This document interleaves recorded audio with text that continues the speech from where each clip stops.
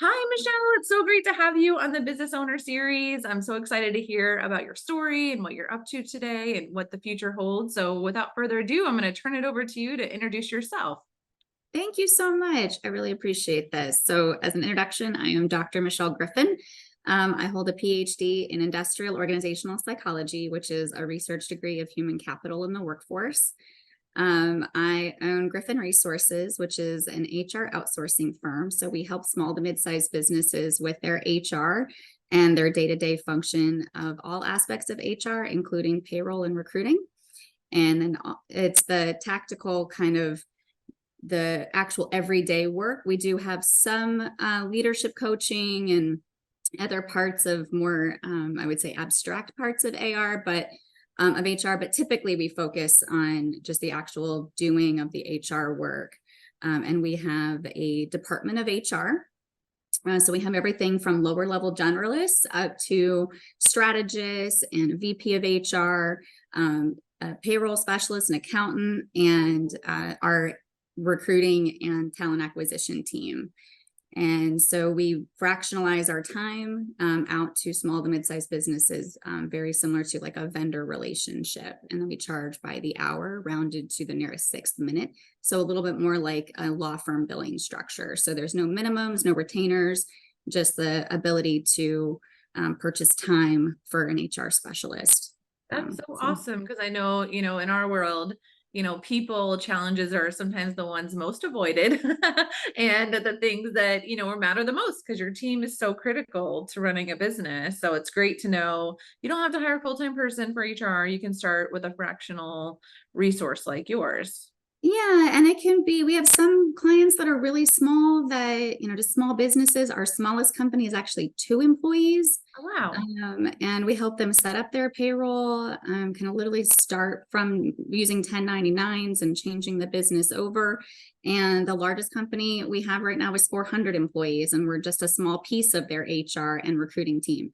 So we just kind of help when they're in between. And, sometimes it's just a few $100s a month. Sometimes it's a few $1,000s a month. So we really customize what we do to the company's need. And my whole passion is really helping small business owners that just can't wait to have some of these solutions until it's even a part-time job. Some of these jobs are really only a couple hours a week. And it's not worth it to hire somebody, especially with the overhead and payroll taxes and liability and everything else you have to deal with. So we kind of fit in this neat little niche, and we don't have any limitations on industry. So we've helped everything from blue collar to white collar, manufacturing and warehouses to medical companies, law firms, wealth management companies. So things like that. I love that, Michelle, because, so many businesses, at least I'm sure you get this too, is like, what do you know about my industry or how can you help me if you haven't been in my world? But when you are playing at the level we're playing at and you are, it sounds like, there's so much in common as far as, you all follow the same rules and laws and you all need to hire and fire and be clear in your communication. So I love that you're able to just stretch any industry, even the really custom odd ones like we do too. It's like some of them, it's like, I didn't even know there was an industry for that. Yeah. There was, I think the most interesting one that we have that we partner with is the duty-free shops on cruise ships, which I Oh, didn't know was cool. its That's own company. unique. See, that I love that. I love finding all these unique ones. And then there's like all the lawyers, and Yeah. all the physicians or whatever, So that's awesome. And tell me a little bit, because and you're very distinguished in your education and but I'd love to hear just how do you go from an education like that to starting your own practice and what's the story behind it? I did that simultaneously, which I don't Wow. recommend. So it took me 5.5 years to do my degree. I just finished in June. So I just defended, and I'm actually working with my school for my publication of my dissertation. Yes. So that should be done a little bit later this year. And I started the business in the very end of 2019. And at that point, I changed from being an executive over to starting my own business. And initially, I thought I would just be a consultant while I was going through school, and very quickly found a demand for just helping out in HR, and rather than just consulting and helping and explaining or educating people on HR, the companies would just hand over HR and say, here's an email address, help us do HR. And rather than turn away the work, I ended up hiring employees. And so after only 3 months of starting the company, I had 8 clients and hired 2 full-time employees. And then when COVID hit, and everything shut down, we had some businesses that needed more attention and some that needed less, some that had to shut down, and we had to help handle that. Furlough some employees. So there was a lot of work to be done in that kind of situation for several months. And then once the industry started to strengthen a little bit, about end of 2020 is when we started to grow the company again. And I was able to pretty much double in size year over year. So then I had to, so the first year we did about 175,000 in revenue. The next year we did 550,000 in revenue. And last year we did 1.2 million in revenue. Wow. So I was able to break that $1 million ceiling. That's a big in about 3 deal. years. Yeah. Congrats. Some spend a very long time under that 1 million and just can't to get past that one. So good for you. And you're probably practicing a lot of the things that you teach and why you're getting there, because it does take delegating and hiring team, and that what you just described. It takes a lot of intention of culture. And, especially now with a lot of people talking about quiet quitting, or how do you handle remote workers and keep them engaged. So my actual research was that very topic. I just took it one step further and looked at international businesses and how do they do it across international borders, because they not only have different laws across a country, like we have very similarly across state lines and time zones, and just kind of added a little bit extra complexity there. So it was really interesting to learn about how to keep in touch in real time and utilize your resources, and how to keep people engaged. And it really does come down to caring. People need to feel cared about. I remember even when I was an executive in HR, like really thinking that I was giving myself to the company and expecting, them to give the same amount of care in return. And, sometimes that's not what happens in large companies or in companies, depending on the, values of the owners.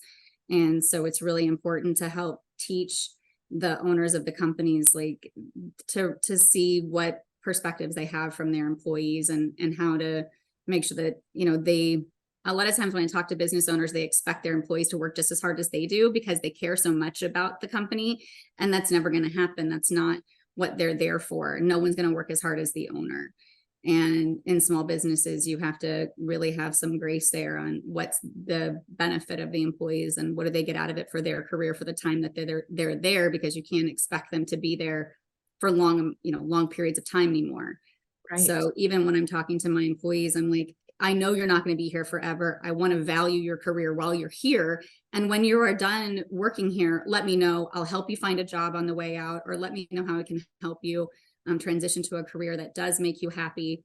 And, the talk about exiting is just as important as the talk about hiring them, and, kind of making sure it's a two-way street. And so, going into situations like that is more about, how to function as a business, and deal with turnover, because it's going to happen, and try to make it for your benefit than a huge expense that has to happen all the time.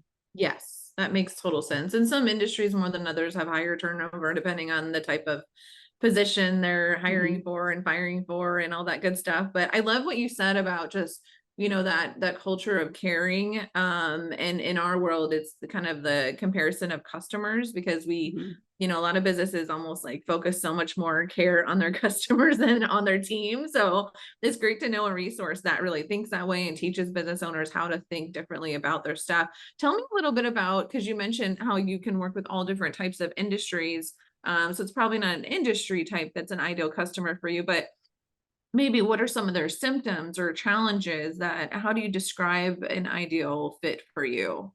So ideally, we want to work with businesses that see HR as a value center rather than a cost center, and want to make an investment into their employees. So a lot of times when they come to us, we want to know what keeps them up at night. They, if they know what their problems are, they know that they need solutions for them. And they're at a point when they're not just going to say, okay, COO, this is your problem, go fix it. Usually we're talking to a COO or CFO, and sometimes the CEO as well about, we want to start where it makes sense. So we do have a full audit process that we can just tear HR apart and figure out exactly what would need to happen to be compliant and make things better and easier and put processes in place. But typically we start with what keeps them up at night, and we want to focus on the solutions that they need. And then we will slowly work into whatever additional, issues we find along the way. And so finding companies that are ready to have those conversations are, really have, to the point where they are looking for those kinds of solutions, then we can have those conversations. But it doesn't work when we have to convince a company that they need this service, because it doesn't work out for them. They don't see the value in it. They don't see the need in it. And ultimately it doesn't work out. So we do conduct project-based things as well. So we'll come in just to write a handbook and give it back, help an HR department. So sometimes it's a VP of HR to reach out that they might just need an extra hand. We don't try to take people's jobs. We are not here to be forever. We don't want to intimidate anybody that's in HR. So that's the other thing. They need to be prepared if they do have people working in HR, how to, let them know we're here to help them, and we're not here to take anything away from them and intimidate them in any way, because that happens too. So it doesn't matter the industry, the size, or the location. It's more about just an area of need and being aware of that. Yeah, I love that. And we actually have that in common, because we always talk about this isn't like something you just buy and leave. This is a relationship, and seeing the value is a big part of how it works for the person that's investing. So you have to have that mindset coming in. I love that. What's a good first step for a business that just wants to either learn more? So maybe it's a newsletter or something that you have, or if they're actually ready to talk to someone, like what is kind of the first step? The first step is pretty much to have a conversation. I still do most of our business development. Okay. So I'm usually the one to talk to them and explain, what kind of budget are they looking for? How can we help them in that budget? What can we provide them? And so we do have a newsletter that we send out, but typically that's usually more about information in the HR industry and employment law in general. But if they want to get in touch with us, it's pretty easy. My information is all over the internet. So you can our website is griffin-resources.com. And my email is michelle@griffin-resources.com. Perfect. And I'll make sure we put all that in the description. Yeah. So just reaching out to me directly. And I, spend most of my time just talking. I would say about half of my day every day talking to business owners and, people interested and things like that. So I make that a huge priority of my time. Yeah, very cool. That's awesome. And, switching gears to your business a little bit, you've mentioned the growth that you've had and how you've been expanding. Tell me a little bit about, because a business that was kind of born into the COVID age, what has changed, and what do you see changing and evolving when it comes to HR? So for us, I've had a lot of lessons learned about running the business and what works and kind of what doesn't work, at least for us. I did have some retainers, where we had like a set amount every month that, the company would ask for, or we would charge them. That did not work out for us. I felt like it was unfair to them sometimes and unfair to me sometimes. And usually people are like, well, it'll balance out. But then a lot of times we couldn't just really determine the ROI behind it for either parties. So I ended up, once those contracts expired, I ended up not renewing them and just got down to an hourly, and we would just renegotiate with those clients for hourly. And then they realized, we can really provide them a lot of savings when we do that. And so it works out. We know our profit margin that way as well. It's predictable, and we still have reoccurring revenue and understand how that works out even without a retainer. And it's a little bit easier for us to calculate and rely on. For the industry of HR, we're starting to see, it depends on the economy. We're seeing a lot of layoffs. We're seeing a lot of layoffs in the HR industry. So HR professionals, recruiters, and things like that. So We're always looking for good talent that kind of want to work remotely and fractionally. Most of our employees are part-time by choice. They're either, stay-at-home moms that come from HR, students, and then those that want to work full-time. We keep them at about 35 to 40 hours a week, depending on the hourly workflow. And then that way we're still able to help businesses of all sizes with just the fluctuation of HR and recruiting needs. So we've seen multiple companies kind of just have huge changes when it comes to things like that. Depending on which industry it's in, we've seen a lot of companies do layoffs recently, and then we have to help them with that process, in addition to when they're ready to hire back, which sometimes it's almost immediately because they lay people off, the people they liked and wanted to keep and needed to keep, then they leave because just the company is going through some changes, and then they have to still hire back. So we do all of it all at the same time. So we're hiring people as well as, doing some layoffs or furloughs at the same time. And then we're seeing a lot of businesses go under at the moment. So we're seeing a lot of more people become available. So we're helping them connect to recruiters. So we do like to make vendor relationships so that we can help refer people when the jobs are, when people are looking for jobs and jobs are available.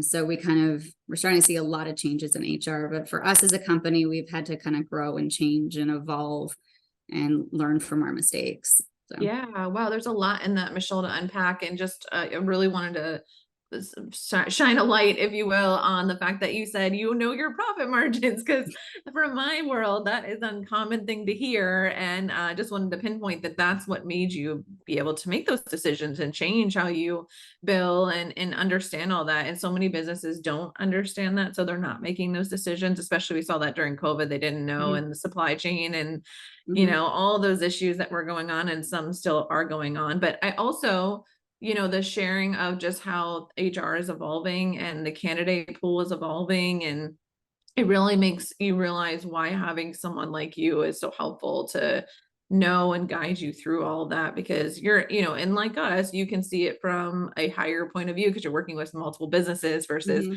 that business owner can only see their view of what's going on in their business versus a wider view of what's going on in the economy, in the marketplace in general. So that was really wonderful insights to hear. And for you, like, what's the next exciting thing that you're tackling, or the next growth piece that you're focused on? What's ahead? So ultimately I've spent the last year kind of structuring the business in a way that will make it I guess easier to grow. So so I did this year the same revenue as I did last year, kind of on purpose. So this year we're on track to do the same thing, about 1.2 million. And that's mainly because we built a brand new CRM. We're putting new automated processes in place for marketing.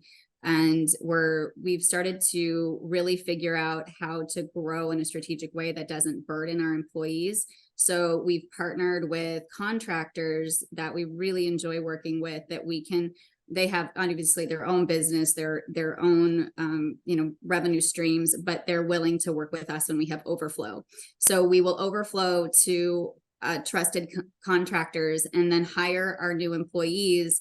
And as soon as they come on board, we can strategically offload that workload onto new employees without burdening them as well. And, having to overburden our current employees with extra work that they can't have time for, or can't take.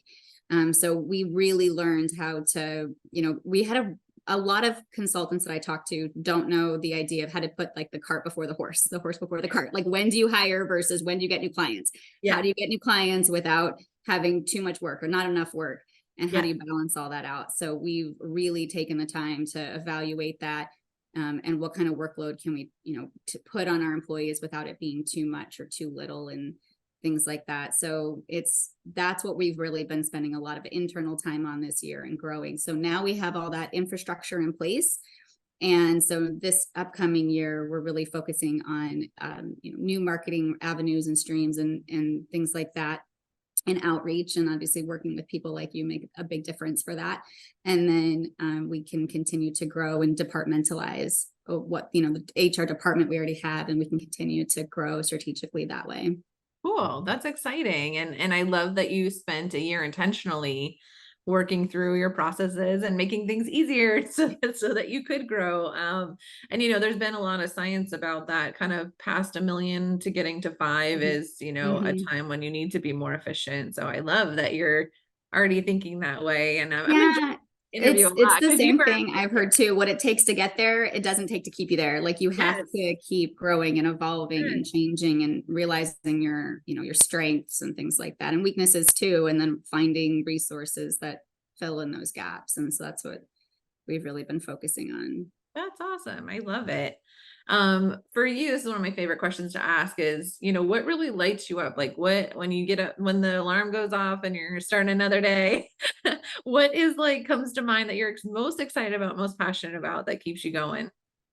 I really enjoy me personally, there's two answers to that, I would say. So me personally, I really enjoy being able to like close new business. So when I'm talking with companies and they're excited to get started with us, because once I kind of give them to the account managers and the HR team, then I kind of just check in every once in a while. I don't interact with them on a regular basis like they do. So then I usually hear feedback through my own team and then just every once in a while checking in with them. So when I start talking with companies, and since that's the majority of the time that I spend, that really excites me to know that we're there to help them and be able to talk to new companies that are ready to work with us, which is really great.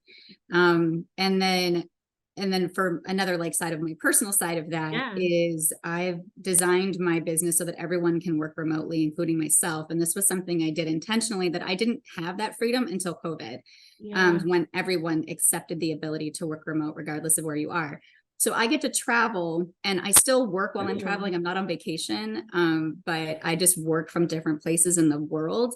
So I get to just stay in places for longer periods of time. And regardless of where I am, I tend to work on different time zones within the US. So I personally get to take advantage of my love for Cool. travel while still working and building the business and things like that. So far I've been to 30 countries and I actually leave next Awesome. week to go to Portugal for the rest of the month. Ooh, that's awesome. So I haven't yeah, hit so that one that's yet. I've heard nice. great things though. Yeah, it'll be my second time going to Portugal. Nice. Last year we were in kind of the south part near Lisbon and Sintra, and this time we'll be in the north part for Porto. So Very cool. Yeah, we have yeah, that love for travel in common. Our goal was to hit 12 trips in 12 months last year, and we totally did it. And some of them were multiple weeks long, like in Europe or Alaska. yeah, And so I totally get that. And so many businesses kind of say, well, I'll get to that once I'm at a certain point. But I think, your story just shows that you can figure if that's really what you want to do, then you can work proactively to create that and structure it that way. So thank you for sharing that. I love that. Not only just the love for people and talking to new people you can help, but to also structure a business that you enjoy it and where it is and where you're having those calls from. So I love that so much. Um, Very cool. So, I think that anyone listening, what I've learned is that, you guys are such a breath of fresh air as far as having a good second advice on how to really deal with the people challenges. And they're going to continue to evolve as the economy evolves. And there's some real opportunities now with the shakeup of candidates to really get someone that can help you stay in recruiting and working through all of that change outs of the team that you might have had to hire some people during harder times that really aren't the best and get those replaced. And so there's a lot of work to do, but it's great to know there's a resource right here in the community that is doing that work and you have some really exciting things ahead of you. So if anyone's listening and you want some support and just want to get a call, Michelle's actually the person you'll talk to. So I'll make sure all her info is below and definitely reach out to her to learn more. And thank you so much, Michelle, for doing this. There were so many good nuggets in this one. I really enjoyed it. So thank you so much. thank you so much for having me. It was so great to chat with you. Absolutely. And I'll talk to you soon.